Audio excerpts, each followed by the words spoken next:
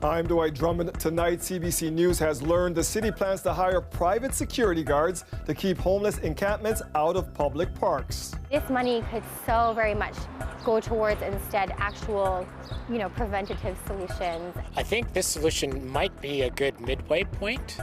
At least 6 parks will be targeted, but the price tag isn't yet known. Plus, understanding is that Mr. Leche has offered up an apology. Obviously, it's a deeply troubling circumstance. This is something that is extremely troubling and very painful and hurtful for members of our Black community. The opposition is calling on Stephen Leche to withdraw as a PC candidate after he admits to taking part in a fraternity slave auction more than a decade ago. And that suspect ripped the chain from Mr. Khan's neck at gunpoint and shot Mr. Khan. Toronto police make an arrest in the weekend murder of a 36-year-old man. Investigators believe the victim was targeted for his gold chain. First tonight, CBC News has learned the city plans to hire private security guards in an effort to keep homeless encampments out of a number of parks. Alicia Son is live at Alexandra Park near Dundas and Bathurst tonight. And Ali, that's one of the parks guards will be patrolling. That's right, Dwight. This was one of the many parks that last year saw encampments and then also encampment evictions that erupted in violence. So this is the city trying to prevent tents from being erected in the first place by deploying private security guards 24 hours a day, 7 days a week. This has homelessness advocates concerned about surveillance, but the city says it's the best way forward. The City of Toronto is in the process of hiring private security to patrol several parks this summer. The city does have a right to enforce its parks bylaw, which does prohibit camping in city parks. There will be a security presence 24/7 at Trinity Bellwoods, Lamport, Dufferin Grove, and Alexandra Park. In the East End, security guards will have rotating shifts patrolling Moss Park and Barbara Hall. The role of the contracted security will be to be, eyes and ears in those parks, to act as a deterrent, if you will, to the establishment of encampments. The security guards won't do any enforcement. They'll contact the city's Streets to Homes division if there's someone setting up a tent, for example. It's not a phalanx of police like we saw last year, but it is surveillance. Certain groups of people will be over-criminalized, and that just causes a lot of trauma. This homeless advocate says breaking up encampments makes it harder for outreach workers to do their jobs. It made it really harder to support a number of really vulnerable people because they were scattered into more hidden locations. And so as people who are working on the ground to try to support people, we had to look for people in spaces where, they might be more hidden and it would be harder to offer supports. We also saw a lot more people move onto the TTC and ride this transit overnight. That also is not sustainable. We don't know how much the park security will cost yet, but the city says it's a small price compared to what they're investing in affordable housing now. Yes, we're going to spend some money on contracted security, but we have invested hundreds of millions of dollars in the shelter system and ensuring that those who are most vulnerable have access to those critical services. The cost to the city's reputation and how it deals with citizens experiencing homelessness lingers at Trinity Bellwoods. I've lost a lot of trust in the city to accurately address the problem after all of the evictions. Others see the addition of security guards as a valid middle ground. Last year might have been a little bit extreme, so we want to be sensitive to all parties that are involved. Everyone should be able to enjoy the park and follow the rules that the city has laid out for the park. The security contract will be awarded at the end of this month, so this means we could see the security guards on patrol at the parks right at the beginning of summer. Dwight. Yeah, we'll have to keep an eye on that throughout the summer. Thank you, Ali.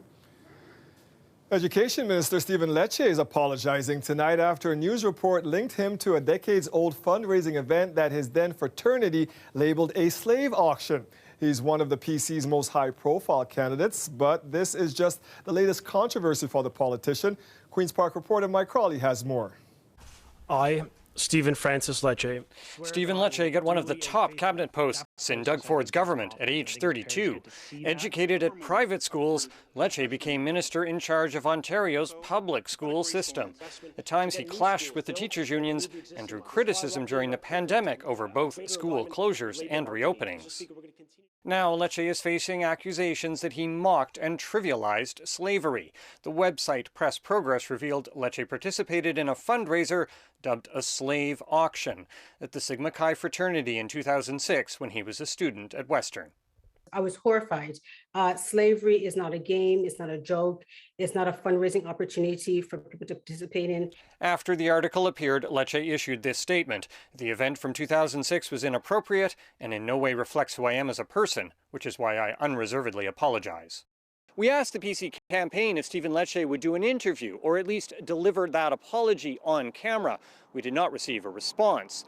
The PC leader, Doug Ford, did not hold any scheduled media events today. It's the third day in a row that Ford has not taken questions from reporters. An apology is just words. I like action. And so for me, I want to know what action is he now going to take to ensure that the lives of Black Canadians are better, given his experience and he understands the harm that slavery has done. The New Democrats want Leche out as a candidate. This is something that is extremely troubling and very painful and hurtful for members of our Black community. The Liberal leader is not calling for Leche to resign. It is probably well beyond the point where individuals like me who have privilege should be making comments about whether an apology from another person of privilege is good enough. In Leche's riding of King Vaughan, reaction is mixed. I don't believe that matters at all. Everybody's young, everybody does stupid things. It's very disturbing. I'm not sure that in any context that would be acceptable. It depends on the intent of it, really. I mean, I don't think that would change my voting. Leche won this riding handily for the PCs in the last election by a whopping 17,000 votes. Before 2018, this area had voted reliably Liberal. Mike Crawley, CBC News, Vaughan. NDP leader Andrew Horwath is promising to drive down auto insurance rates by 40% if elected. Our auto insurance system in this province is broken.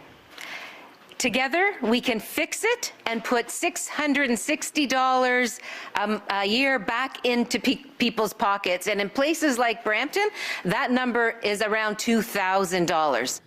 She said she'd stop any increased prices immediately and ban discrimination on prices based on postal codes. Horwath adds a new commission will explore the no-fault insurance systems used in several provinces that are already subject to private and public regulations.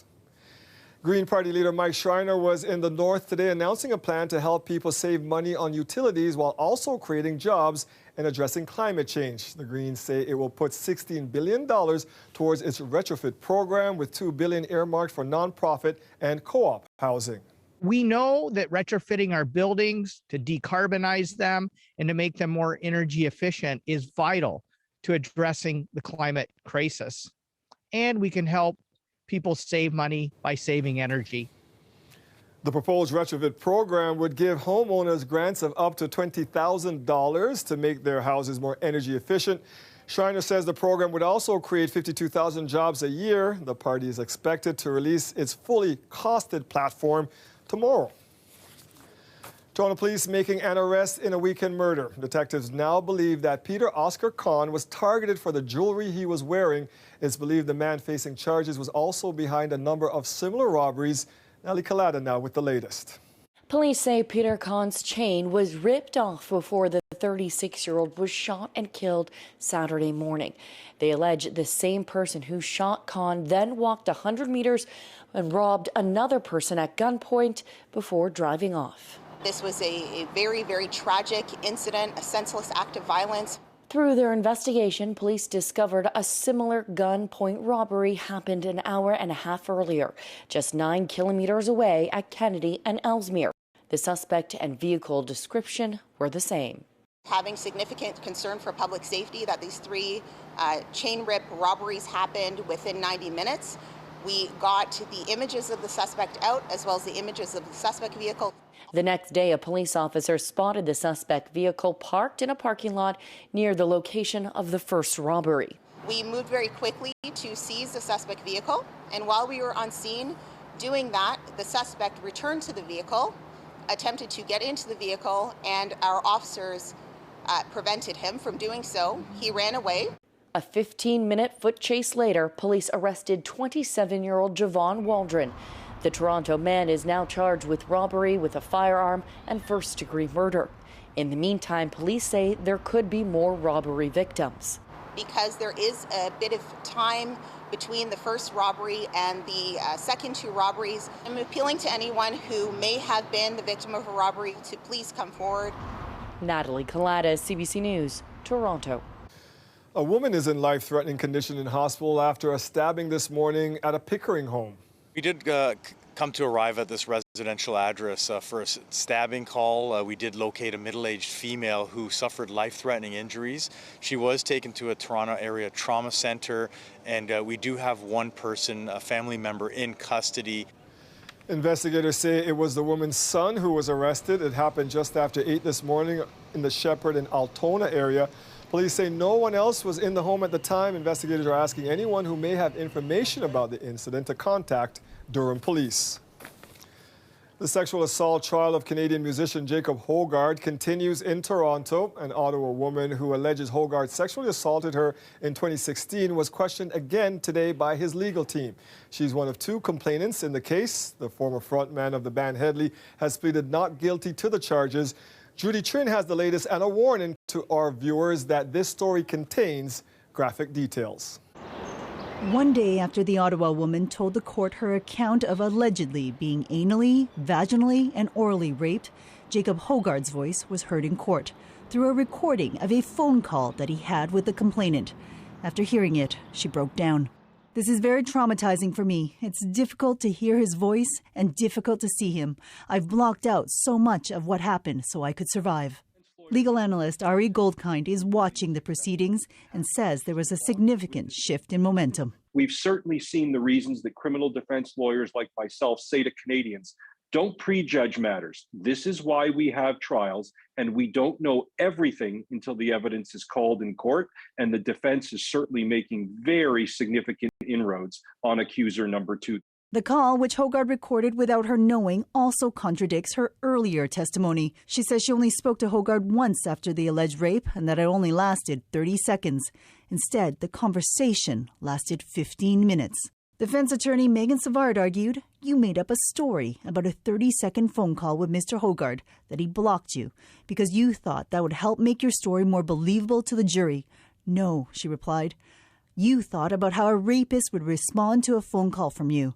No, he's the only rapist that I know. All of a sudden, the defense lawyer produces from her briefcase a 15-minute-long recording where she is clearly trying to set Mr. Hogart up into an admission, into a confession, and the call lasts 15 minutes. That's something that the defense team for Mr. Hogart, whether he testifies or not, will clearly highlight to the jury that this young lady's recall cannot be trusted again. Doesn't mean what she says didn't happen, but for the burden of proof beyond a reasonable doubt should give the jury pause. The woman also testified that she felt some pressure by a CBC reporter to tell her story and be a voice for the Me Too movement, and that after going public, she decided to go to police.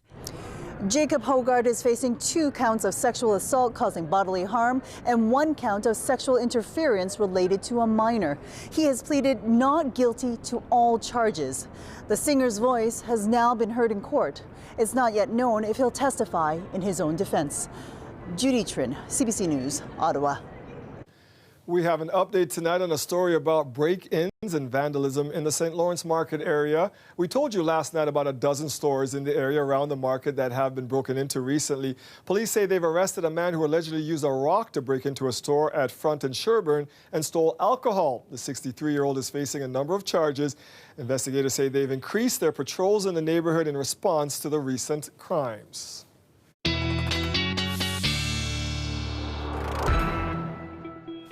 Dahlia Ashley filling in for Colette today, and another nice one out there, Dahlia. It's a beautiful day. It's been a while, actually, I think, since we've seen these lovely double digits. So starting off with the normal high, usually it's 18 and 8 degrees is the low, but today we're sitting above that normal high, and the low is just a little bit above that normal low as well. And daytime highs Windsor, 28 degrees, Ottawa, 28, so sitting pretty high up there with the temperatures a little on the warmer side. But if we take a look in the middle, Toronto, 24, and the areas surrounding are a bit on the cooler side as well. So Oshawa, 23, and Hamilton, 27, St. Catharines, 25. And the current temperatures for today, Toronto's 23 degrees, Windsor 26, London 25, St. Catharines, like I said earlier, sitting a bit on the cooler side. And as you can see, the clouds are starting to clear up a little bit, which is why it's nice and sunny and clear today in Toronto. And there's a little bit of activity on the west end, but that also is clearing up. And now let's take a look. Tonight, it's going to be 12 degrees, a little bit on the cooler side. And tomorrow afternoon, we get those double digits, 25 degrees, lovely sunshine. The Maple Leafs are now just one win away from winning their first playoff series in 18 years. The Leafs overcame a 2-0 deficit last night in Game 5 against Tampa and went on to win 4-3. Greg Ross caught up with the Leafs before they flew to Tampa for what could be a decisive Game 6. The stars were definitely shining for the Leafs in Game 5. Nylander and Tavares, Matthews and Marner. All of the Leafs' big guns contributed with points. But today it was somebody who didn't appear on the score sheet that was getting a lot of credit for the win. Just felt like it was needed at the time and just, speaking from the heart. Veteran Jason Spezza played less than 6 minutes in the game, but during the first intermission, with the Leafs trailing 2-0, it was Spezza who stood up and gave a speech challenging his teammates to be better. Everyone listened to what he had to say, and it was a great speech, and he really got the guys going. Spezza says his team showed the type of urgency last night that it takes to be successful in the playoffs. That urgency has to follow us to Tampa. While the Leafs now have 2 opportunities to close out this series, Coach Sheldon Keefe says they're focused on winning tomorrow and avoiding the potential of making the same mistake they made last year. You don't want to give teams life. That's exactly what the Leafs did last season against the Montreal Canadiens. And the Montreal Canadiens are headed to Winnipeg for the second round of the Stanley Cup playoffs. After taking a 3-1 lead in their first-round playoff series, the Leafs would go on to lose to the Habs in 7 games. Keefe says his team is looking forward, not back. We know what we're in for going into Tampa. We've played well in that building, in our first game out there and got a good result. We're going to look to try to replicate that. The Leafs may have short memories, but their fans don't. Do you think Leafs fans should be worried? I think a little bit worried, but we just got to have faith in them. They just got to go in there and just feel like they can win it in Game 6. I think if they play for Game 7, they're going to be in trouble. So just got to expel those ghosts and just do it. A little skeptical. The consistency has been a little bit, it hasn't been there. So, but I'm holding out hope. I think it's really important to get it done while the momentum is hot and the Leafs have them right by the neck against the wall to win. The Leafs have their work cut out for them in Game 6. In the last 3 seasons, the Lightning have not lost back-to-back playoff games. They're now 16-0 after a loss. Greg Ross, CBC News, Toronto. Time to end that streak. The city is considering allowing you to have a beer or some wine in parks this summer as part of a pilot project. What my motion would allow would be for responsible people, responsible adults, to enjoy a drink together, whether they're having a picnic together, whether they're hanging out watching their kids play softball. Right now, drinking in city parks is illegal and could land you a fine of up to $300. Madlow's proposal would allow drinking in parks and at beaches from 11 a.m. till 9 p.m. The motion also calls for more garbage and recycling bins to be added to those locations. If passed, the pilot would run from May 21st until October 31st. The OPP is investigating a data breach involving sales from the Ontario Cannabis Store. The Crown Agency is calling it, quote, misappropriation of data. A letter OCS sent to retailers Tuesday said that confidential store sales data was being circulated unlawfully in the industry. This isn't the first time the OCS has suffered a data breach. Almost 4 years ago, information linked to about 4,500 of its customers was part of a Canada Post breach. It's not clear at this time if any customer information has been released. A Brampton artist and full-time hospital worker is grabbing the music world's attention. Angie Akigabe, also known as Zen Soul, is the first-time Juno nominee. She'll be performing on Friday night as part of CBC Music's Juno Fest. Metro Morning host Ismaila Alpha caught up with her at the Leche Vaughan Hospital, where she does a lot of her songwriting. What's a day like for you at work here? Like, what do you do? A day? Yeah. Okay, I work with patients to help them to become more independent so that they can go home. I work with the other workers in the hospital, like the nurses, as well as the doctors. That's one part of your life. Yes. You also create amazing music with your beautiful voice. Chocolate with a 4C tie. I wonder how your job here at the hospital informs or influences the work that you do as a songwriter and singer. Well, in rehab, we're like therapists, and I feel like my music is all about healing. Music is all about healing, all about sharing experiences and just allowing people to like see they're not alone. Ain't settling for less. You're being recognized for doing that music in a big way with a Juno nomination. This is your first Juno nomination ever? My first. Wow, what does that type of recognition mean to you? It means that like people that are in the music industry recognize what I'm doing and feel like I'm adding. From my head to my toes. So this is where I gathered lots of the magic happens, lots of the writing of your music? Yes. Yeah. What's the process like for you in your car on break writing a song? I literally just put on a beat. Sometimes while I'm at work, like a melody comes to my head and I'll quickly take out a voice note, and then I'll come to my car on lunchtime and start adding the pieces together, freestyling. So you'll be sitting in here literally singing to yourself in the parking lot? Yeah, and people walk by on their lunches as well, and I'm like, yeah? hi. Do you ever talk to them, explain what's going on? No, we just do the awkward stare and they keep going. I do wonder if you would have it happen any other way, or if there's a special sort of feeling or magic that you get from being inside of your vehicle. I just have the sound around me, and not just in my ears, but like around me, so it just makes it beautiful and easy to write to. What do you like better? Is it like the writing and then recording process, or do you prefer the live performance part of it? The writing, because you never know how people are going to react, but the writing part, I know it's just for me, my favorite part. It's the ride home that's my favorite part. Would you like to be doing music full-time? I would love to be doing music full-time. I would, but I'm also a person that I'm not only for the arts, I'm also a person that wants to be giving back to the community in some sort of way.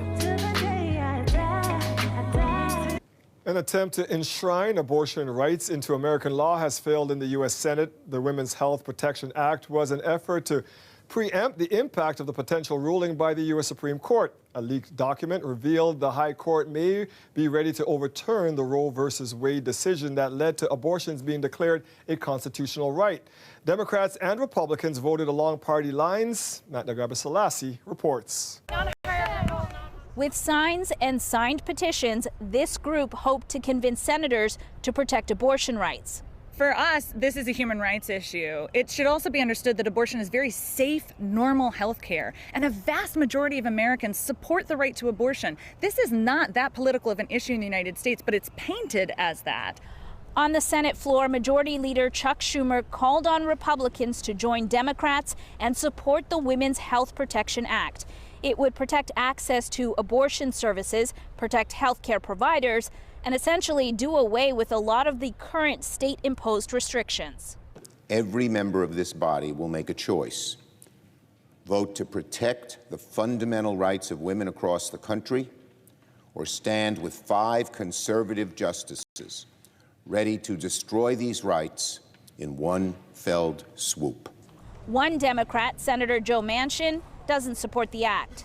The bill we have today to vote on, the Women's Health Protection Act, and I respect people who support, but don't make no mistake, it is not Roe v. Wade codification. It's an expansion. Even if all the Democrats were on board because of the filibuster, 60 votes are required to pass the legislation. And from the beginning, Senate Minority Leader Mitch McConnell said no way. We will stand with the American people, stand with innocent life, and block the Democrats' extreme bill. On this vote, the yeas are 49, the nays are 51. The motion is not agreed to. Democrats never really expected for this legislation to pass. The bigger picture was to have each senator vote on the record so that voters would have abortion rights on their minds come the midterm elections. Magda Gebrselassie, CBC News, Washington. And there are growing concerns Russia's objectives in Ukraine may be expanding. A U.S. intelligence report suggests Russia will also move to take the southern part of the country along the Black Sea and a breakaway region in the neighboring Moldova. But as Jessica Gallagher tells us, Russia still has to win in eastern Ukraine, and that is proving to be very difficult. Ukraine says that they are slowly but surely taking back ground from Russia.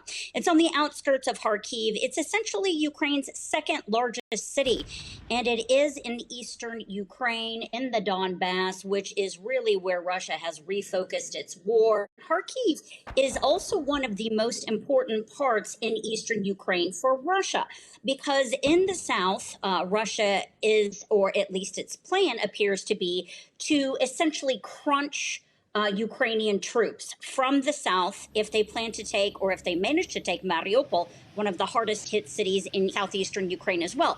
And troops were reportedly going to come on top of that from the north in Kharkiv and essentially cut off Ukraine in the middle of the country. So the fact that Ukraine has managed to take back some areas outside of Ukraine's second largest city is a big feat. And the fighting in eastern Ukraine has been tenuous for both sides, quite frankly, because Ukraine is having difficulties moving equipment from the west, from places like Poland. It's gotten a lot of arms and heavy weaponry from the west, but it needs to ship that heavy weaponry in order to combat forces in the east. Now, Russia, on the other hand, might have more military power, but it's had a lot of problems with troops.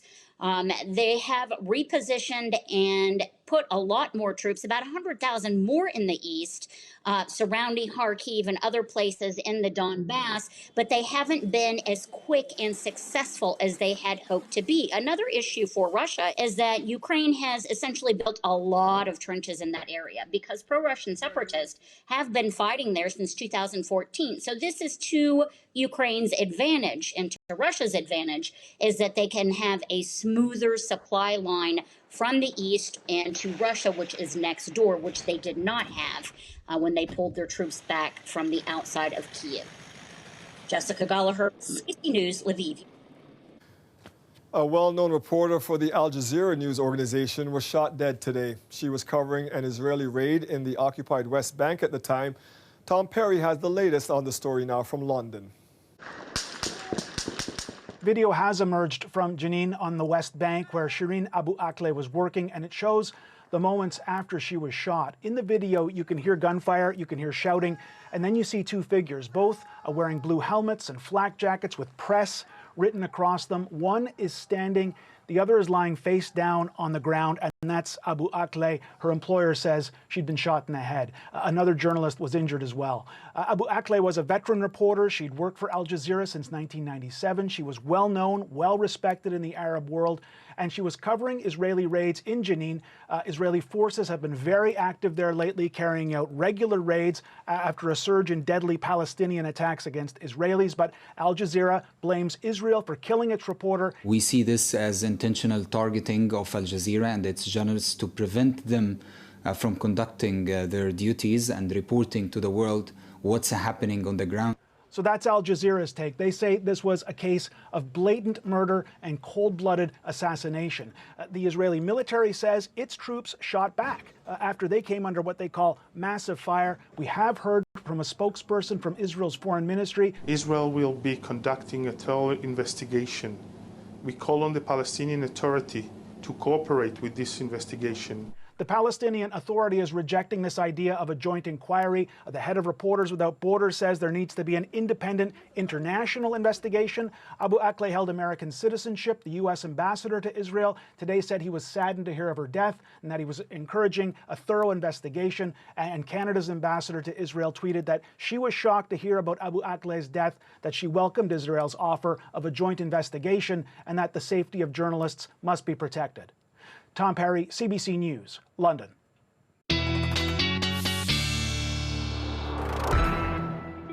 This nice spell continues, Dahlia. That's right. Dwight, do you have your sunglasses ready? Because you and everyone else is going to need it for the next few days. Starting off with those clear conditions this evening, and tomorrow it's going to be beautiful sunshine again. And then throughout the week, still see that sunshine, but as we start off next week, Sunday and Monday, we'll see a little bit of that showers come through. So get your umbrellas ready. And current temperatures, any areas near the water right now is a bit on the cooler side. So Toronto 23, St. Catharines 23, Hamilton 24, Mississauga 23, and Kitchener, though, because it's further away, it is going to be 27 degrees, so it is a bit on the warmer side, and same thing with Oshawa. And there isn't much humidity right now, but that is something to keep an eye on as the week progresses. So we'll remember this board because we're going to take a look at it sometime this week as we might see more humidity. And as for the clouds, it's clearing. That's why we have those beautiful sunny weather today, and as you could see for the west side to us, so Michigan, there was some activity and that's clearing up. You can see those clouds going away, but as for Toronto, it is on the sunny side. Overnight, we're going to see Toronto sitting at 12 degrees, like I mentioned earlier. Anything by the water, any areas, it is on the cooler side. So St. Catharines, 9 degrees, Hamilton, 7 degrees, 12 degrees in Mississauga because you start to get away from the water just a smidge, and Oshawa, 12 degrees as well, and Markham, 10 degrees. And tomorrow afternoon, we're seeing those lovely double digits. Bust out those sunglasses, and Hamilton 26 degrees, 25 in Mississauga, Toronto 25 degrees, St. Catharines 25. And for your next few days, it's looking nice and bright and sunny. Thursday, Friday, and Saturday, those double digits, sunshine, which is what we love to see, 12 degrees and 14 degrees, and Sunday and Monday, chance of showers, 22 degrees on Sunday, Monday, 20 degrees with 60% chance of rain. Yeah, they'll need some rain on Sunday after all that sunshine all week. Thank you, Dahlia. Thank you. Do I prepare those umbrellas? Another day of waiting and watching for residents living inside Manitoba's flood zone. As much as 40 millimeters could fall tomorrow across the southern and central parts of the province. This is the community of Richard along the Red River south of Winnipeg. People there are using boats to access their flooded properties. It's one of 26 municipalities still under a state of emergency. The Red River is not expected to crest until Friday.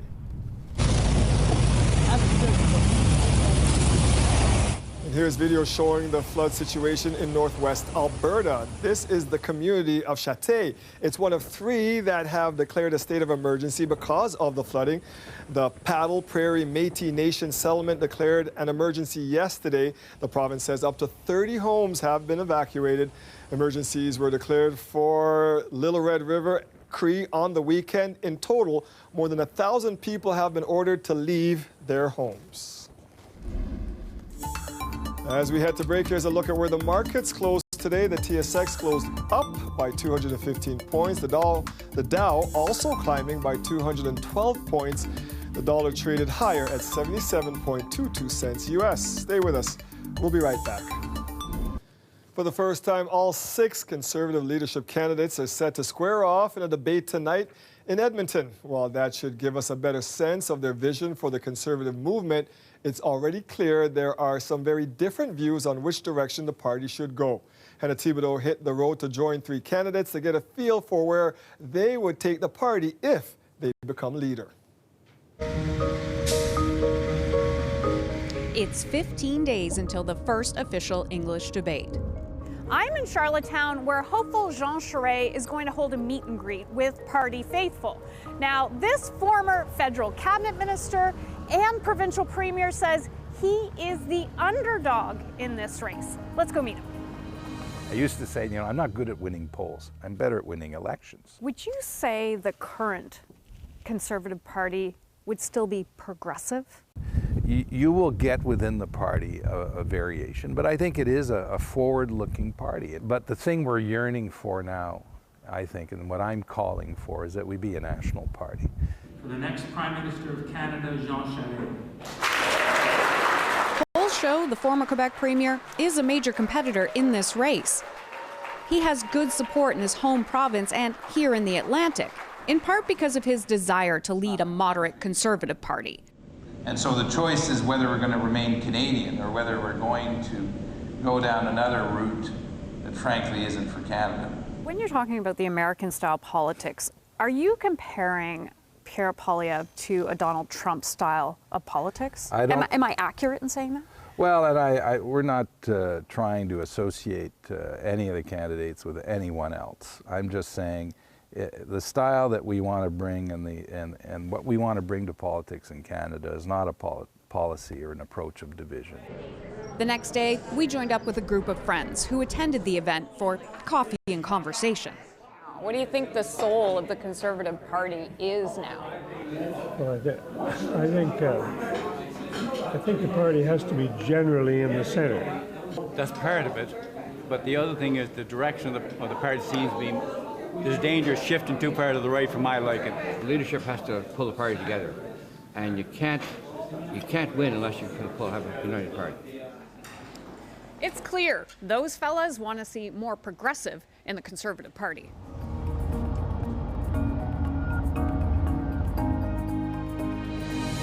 It's 12 days until the first debate. I'm here in Pickering, where hopeful Pierre Poilievre is holding a rally. Now, if Jean Charest considers himself the underdog, Poilievre is being described as the frontrunner, and I'm going to show you why.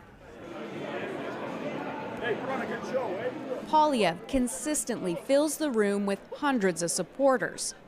He has the biggest backing in the caucus, and polls show he is the preferred choice among party supporters. And he's also drawing new voters with anti-establishment messaging that opposes the conventional social, political, and economic views. Lost your job and your livelihood, and then you went for the first time ever to Parliament Hill because, like most truckers, you don't protest much of anything. You're too busy working to protest. And then to have your Prime Minister and your other Liberals like Jean Charest call you a criminal for having exercised your democratic right of freedom of expression. Many here feel they have lost control of their lives, that the government has been telling them what to do for the past 2 years. Get a vaccine, wear a mask, stay at home. So why am I running for Prime Minister? I'm running for Prime Minister to put you back in charge of your life by making Canada the freest nation on earth. The biggest cheer of the night always comes from this line. And I just thought of another way to save $1 billion. We're going to defund the CBC. CBC is bought and paid for by the Liberals, so I think that's probably why most people are like a little leery of them, because we know, we're not stupid, we know. But you do know that we're not told what to do by the government. Oh, indeed you are, my sweetie. My ideals of what... After that, one person in the crowd came up to say this. I don't think that was representative, but I've heard it enough that I've had enough. So I'm leaving. And I have been a person that I've supported Pierre, but from what I've seen so far, I'm pretty disappointed. Will you still support him? I'm not sure about that.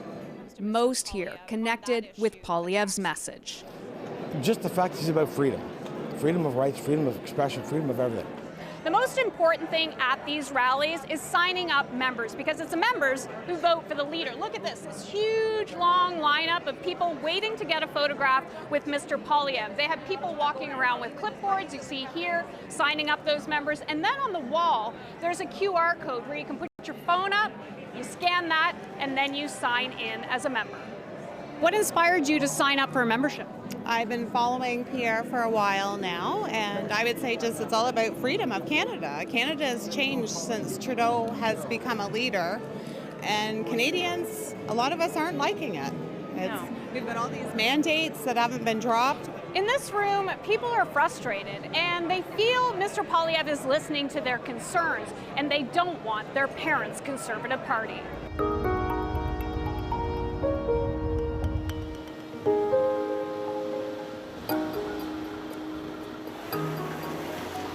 It's 11 days until the debate, and I'm here in Kitchener where Patrick Brown is meeting with the locals. Now, he says he isn't solely focusing on the existing membership. He's really going out there signing up new members, in particular from diverse communities. Well, when I look at the Conservative Party today, it doesn't reflect the country. And Canada is a mosaic of peoples and cultures and faiths. And where the party has historically struggled are in the most diverse areas of the country. And so I look at areas they've been unable to break through, the Greater Toronto area, Vancouver, Montreal. There's a lot of work to do. And so I've been taking my message to those communities. Today, he took his message to this iftar. Nothing better during iftar than kebabs, right? Mm-hmm. The evening meal where Muslims end their daily Ramadan fast at sunset. And the only way to win is to build a sustainable conservative coalition that is multicultural, multi-faith, and is real infrastructure in every corner of the country. Brown doesn't have a large number of the caucus supporting him or big-name endorsements. He says he's been working the phones and holding events from 7 a.m. to midnight every day, reaching out to new potential supporters. Would you say this will be a defining moment for the soul of the Conservative Party? I do believe this is a fight for the soul of the Conservative Party. There are very different perspectives and styles in terms of leadership. Would you consider yourself more centrist? I like to call myself a kitchen table conservative, which means I'm going to listen to the concerns of hardworking Canadians where there's challenges and struggles. So I also know like a lot of previous governments, they just kind of follow suit with whatever America is doing with foreign policies. Do you plan to be different? No, I want to be thoughtful, independent Canadian foreign policy. What attracts you to Mr. Brown? More centrist. I think his policies are more in tune with the majority of Canadians as opposed to pandering to this extreme or that extreme. Why do you think it was important to come out here this evening? He talked about going from kitchen table to kitchen table and talking to the immigrant families and how he will be there for them. I think that pretty much sells him for me. Expect these ideas to clash at the first official debate where Conservatives will be able to see and decide what shade of blue they want their future party to be. Hannah Thibodeau, CBC News, Ottawa. Andy Warhol's iconic 1964 silkscreen portrait of Marilyn Monroe sold for $195 million US at Christie's auction house in New York. The American Dream, Warhol's sublime depiction of Marilyn Monroe, arguably one of the most iconic pictures of the 20th century. It's known as Shot Sage Blue Marilyn, one in a series of portraits Warhol made of the actress following her death in 1962. It has since become one of pop art's best-known pieces. The painting is based on a promotional photo of Monroe from the 1953 film Niagara. It is now the most expensive work to sell at auction by an American artist. The city's largest free art and design exhibit at OCAD is back this year after a 2-year pandemic hiatus. It gives budding artists the chance to showcase their work across the school's campus. These are people who are critically trained to communicate well and to deliver on how to develop visual assets and all sorts of art and design assets for use across a number of sectors. The exhibit, called Grad X, includes more than 600 pieces by graduating students. It is attended by both art lovers and industry leaders, scouting the next big talent out there. Students say getting to show their work to such a big audience will create opportunities. I am kind of just excited to see where other things take me, though, because this project has been very near and dear to my heart. I think it's something that I would like to see continue. So as you can see there, it's not just paintings and sculptures you can expect to see. There are also plenty of interior design and architectural work. The exhibit runs today until Sunday evening. Let's get a final check of all that sunshine out there with Dahlia. It is lovely sunshine indeed, so you might want to bring out your sunglasses because you'll need it for the next few days. There is those clouds making their way off the screen, as you could see, and that is because we are going to get that sunshine.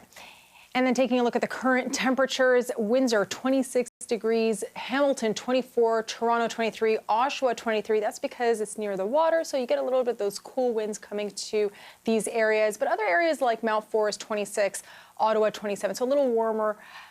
And then weather, and then overnight, going to be 12 degrees, a little bit on the cooler side, but those light winds. But tomorrow afternoon, 25 degrees and a little bit of those light winds, but still nice enough to maybe put on a bomber jacket or something like that. And as we look at the 3-day forecast, tomorrow, 25 degrees, that beautiful sunshine, double digits for Friday and Saturday, 25 for Friday and Saturday, 24. Dwight? All right, thank you for that, Dahlia. That is our show for tonight. Thank you for joining us. We'll see you back here tomorrow at 6. Stay safe out there and have a great night, everybody.